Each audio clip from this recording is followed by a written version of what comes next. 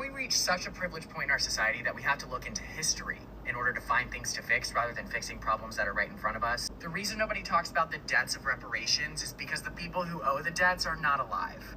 Shout out to the amazing Lucas for dropping this story about this, how do I say? I can't say couple.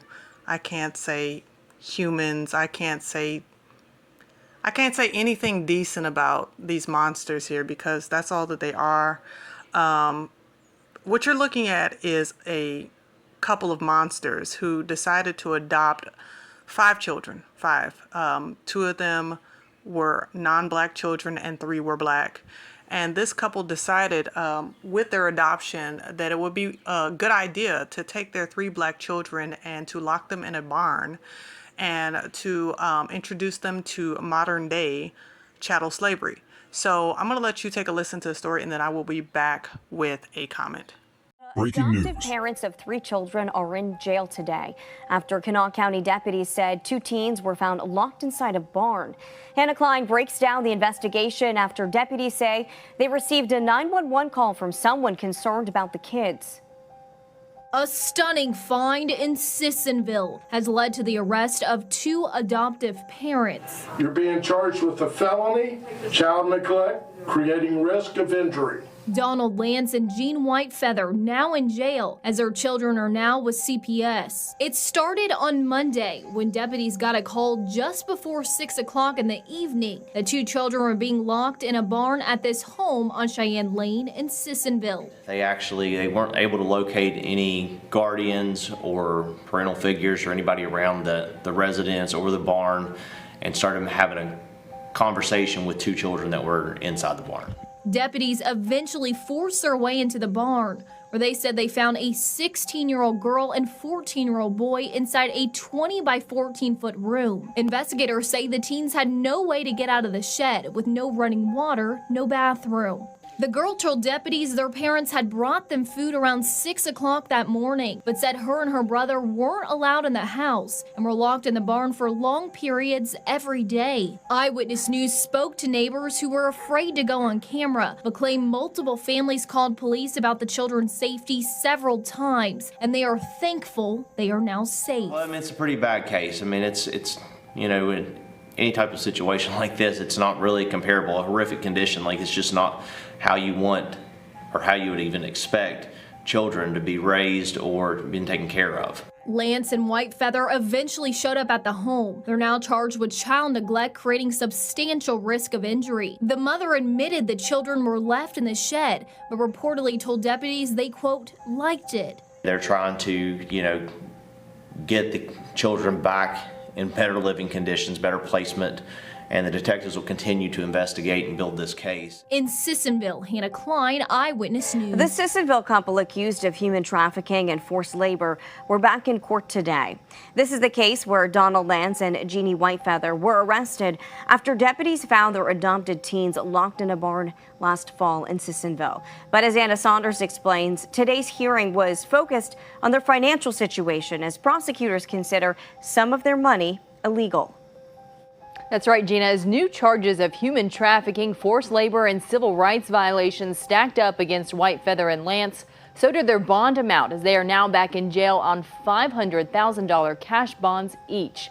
But the matter addressed in court today was about the first bond they posted when they were able to put down $400,000 cash back in February. This raised red flags with the prosecution as they believe that money is contraband and are now looking to have it turned over to the state.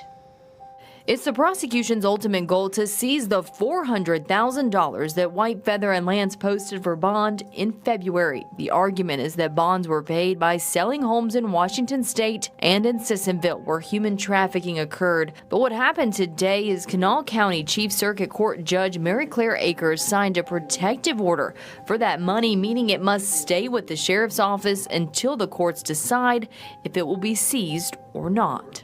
We're not trying to forfeit the money without due process. We just want to protect it and preserve it until we've had a chance to litigate the claim. A 16-count indictment was recently returned against Lance and Whitefeather, going far beyond their initial charge of child neglect. Investigators now say the couple sought out and adopted 5 black children from a shelter, targeting them for their race to do forced labor. The complaint said Lance and Whitefeather first had them at this 80-acre ranch in Washington state and then moved to the Sissonville home. This is where deputies, while doing a welfare check last fall, found 2 teenagers locked in a barn in what investigators called deplorable conditions. After they were arrested, the 2 sold the Washington home for about $700,000 and the Sissonville home for about $300,000. Prosecutors believe they used that money for bond. Now, with this $400,000 now protected, it can't be used at all right now while the protective order is in place. But if the state wins out in this and the forfeiture is granted, it could possibly be treated like drug seizure money, where percentages go to arresting agencies and the prosecution, or it is common for human trafficking money to go to the victims, which in this case would be the kids. All of that pending how this plays out in court alongside the criminal investigation. The government does not owe us, and white people do not owe us. So you see, it appears that the Neanderthals are very much still alive, and they are still very much the same as their forefathers and their foremothers. They are doing the same thing, and we're in 2024, I believe it is, 2024. So we're not in 1619. We're not in 1865, we are in 2024, and yet there is still slavery that is happening. Now, you know, some people in the comment section made some great points about the whole adoptive white parent to black children phenomena, and I want to correct myself because I actually thought it was only 3 black children, but it was actually 5 that they adopted.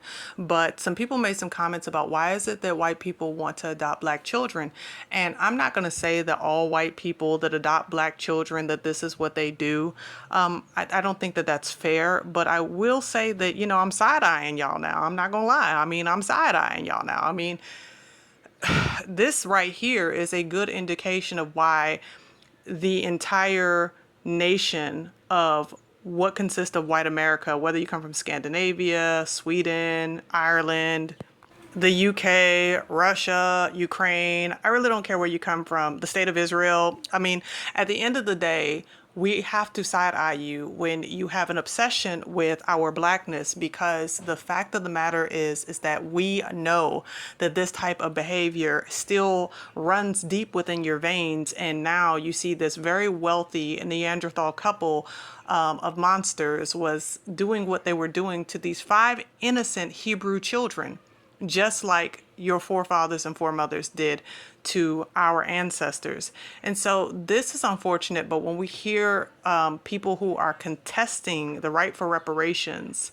and yet there is visible slavery, aka human trafficking, going on of black bodies, this is present day. So what really is your argument? And so when you have Sambos also who are promoting this idea that America is this grand nation, that you have the land of opportunity, blah, blah, blah, nonsense, you see that it is not all as it seems. This is a nation whose glory was found in being savage towards natives, destroying them, stealing Israelites from the continent of Africa and enslaving them, destroying almost every place that they have put their hands on.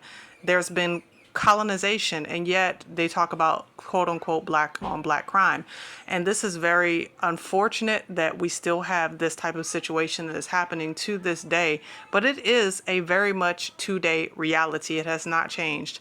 And so I do hope and pray that these people are put under the jail, that they are given a life sentence at the very least, and the DEA TH penalty at the most, because they deserve it, quite frankly, in my opinion. But let me know what you think in the comment section below. Definitely let me know what your thoughts are concerning this entire situation, and we pray for those young people that they are restored. We also pray that the monies that is being held up in the courts right now actually goes to the children, because they are the legally adopted children of this white couple, and since they actually did the labor, they should actually get the wealth. But in the land of America, we'll just have to wait and see. Anyway, let me know what you think in the comment section below. Like, share, subscribe, and as always, support as well. If you can do so through Cash App, Super Thanks, or PayPal. So thanks once again for being here, and until next time, as always, y'all bless.